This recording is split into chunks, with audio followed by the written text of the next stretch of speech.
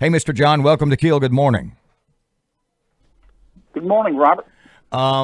Maybe you can tell us something about this that was not reported, wasn't in the news. Give us a peek behind the curtain. A meeting yesterday between President Trump and Louisiana Governor John Bel Edwards.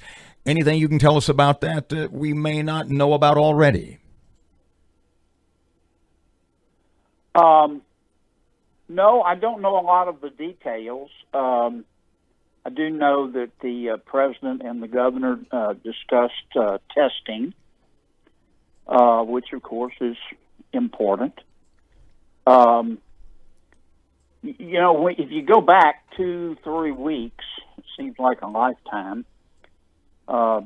President Trump said, "Look, I will make the call about when we open," which is, fairly unconventional in the sense that most politicians are notoriously risk averse and don't like to make tough calls. But Trump, the president's not what I would call a conventional politician. The Democratic governors pushed back and said, "No, you're trying to be king. We want to make the call." So the president said, "Okay, you get to make the call." And it's up then to the governor, Edwards. I mean, he's got to make the call about when Louisiana reopens. Mr. John, pardon me. He's decided that we won't be able to do that till May 15th, and other states are going sooner, and there's been a lot of pushback. I assume they talked about that at their meeting.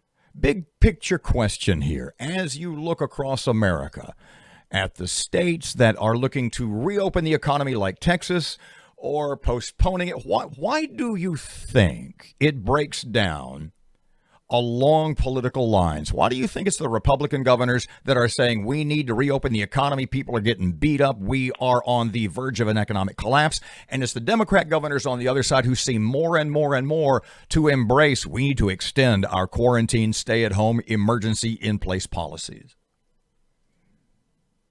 I think many of our governors, Democrat and Republican, are in good faith.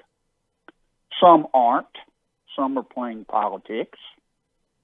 Some understand, and I happen to agree with them, that the only way to economically grow ourselves out of this catastrophe is to try to figure out how to get the economy up and going again in a safe way.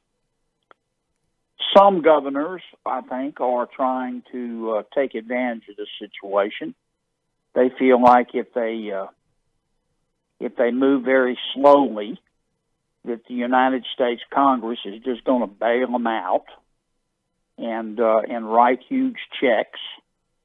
We're now spending money, of course, at the congressional level that we don't have. We don't even have 5% of it. My feeling is that I sit on appropriations. I made sure Louisiana got its fair share so far. We've gotten about $2.5, maybe $3 billion for state and local governments and universities and hospitals and schools. That's not chopped liver. Before I'm going to support writing any more checks, I want to see some budgets and some revenue estimates from real professionals, not people who just take their orders from the governor or the legislature. California, for example, has decided to give cash payments to everybody in their state illegally. That's California's business, but I'm not going to vote to have the people in Louisiana fund that. Illinois, for example, has an extravagant pension program for state workers that's about to go broke. That's Illinois' business. If they don't want to fix it, that's their call. But I'm not going to vote to let Louisiana taxpayers bail them out. In terms of Louisiana, the first thing our governor and our legislature have got to do is show us their budget. What are their projected revenues? And they can't just rely on political hacks to make up the numbers. They got to really tell us realistically what they are, and they've got to tell us what changes they're willing to make at the state and local level in terms of trying to save some money. It's called shared sacrifice. We haven't been able to bail out every person and every business that has been hurt as a result of the shutdown. And I don't know why state and local governments think we should just completely make them whole. Let me along those same lines, Senator Kennedy. Shreveport's lost $25 million in revenues because of this. Bossier's $12.5 million or so, according to both mayors. The money that the federal government has sent so far is for COVID-19 relief. If what you've spent on this, here's the money to help you with that. Will there, our leaders are saying we're going to need help to replace these lost revenues, or Shreveport's budget's already been in a crisis. We're going to end up losing services, essential services, and people, and it's going to impact our residents. Is there a way that cities can be helped kind of unconditionally? Yeah, we know you've lost $25 million in revenue, so we're going to help you with that. Or are you skeptical of doing that? And then the other part of my question is, I don't want it going through the state. Send Shreveport's money straight to the city rather than, the state's going to dole it out. Well, the first point I would make is that Louisiana's already received, let me be conservative, $2.5 billion for state and local government. But is that not attached to COVID relief? It's supposed to be spent on COVID-related costs, but my personal feeling is that everything is COVID-related cost right now. Okay. I think you will see Congress give state and local governments more latitude in terms of how they spend the money, and I will support that. Number two, I don't mean any disrespect to anybody in government of Shreveport, but if they say we've lost $25 million, I got to understand how they're coming up with that figure. I can't just accept a figure without knowing what the basis of it is. My second question would be, show me your proposed budget. There's no reason the city has to, or a state has to eliminate policemen first and firefighters first. Now, some are going to do that to try to put pressure to get more money, but the way most people handle their budgets, they fund the things that are most important first. And if a mayor says, well, I've got to lay off all of my cops, well, my response would be, why? That's a priority. Why? Show me your budget. Are you really prepared to look at every city's budget? You know what I mean? How do you realistically do that? I'm not going to vote to just write blank checks. I'm not going to do it. The cities and the states are going to have to sit down and do revenue projections, show whether they're going to save money. We're going to have shared sacrifice. And I still don't understand why a responsible mayor would say, okay, I've got X amount of money to spend. It's not as much as I'd like. We have lost money. We've all lost money. I'm going to lay off cops first. I would lay off cops last. Is every single employee in a city hall essential? Is every single employee in a city hall more important than cops? I don't think so. Mr. John, one of the stimulus money, the first fund, and I know that there's a lot of people who are getting the federal unemployment money that I think lasts the end of July. And you said you're reticent to renew all of that because people need to go back to work, et cetera.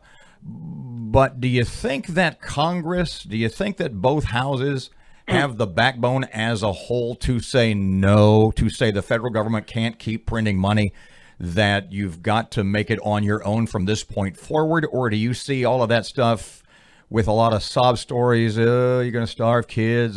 People not going to have food. They're not going to have, et cetera. Do you see Congress as a whole sort of giving into that pressure once again? I think there are many Democratic governors, mayors, and some Republican governors and mayors who hope that all the spending money that we don't have becomes the new norm. And I don't support that. I think the only way for us to recover economically is to get the economy opened back up in a smart, safe way. Now, many of my Democratic friends say that's impossible. You have to choose between safe and soon. And I don't agree with them. I think we can have both safe and soon if we trust the American people and we're smart about it. The people in Louisiana, some of my colleagues treat people like they're morons. Some of my colleagues in Louisiana treat people, like politicians I'm talking about, like the morons. The people of Shreveport-Bossier are plenty smart. They get it. They know this stuff can kill you. No, it won't kill all of us. They know they got to be careful. They know that they've got to socially distance and wear masks. They get all of that. But they also know instinctively and intellectually that if we leave the economy shut down forever until there is no more risk, there is no more coronavirus, so we have a vaccine, that we will have burned down the village to save it. And this economy, it's just a fact, it will collapse. And if the world economy will collapse, or the state economy collapses, the federal government economy collapses in the United States, the world economy collapses. In Louisiana, unlike some other states, we have a smaller percentage of people who earn their living sitting in front of a laptop. Most of my people, our people, go out and have to work for a living. Mm-hmm. But I don't think they're morons. I think they're plenty smart. I trust them. They know they've got to be careful. That's the way I see it.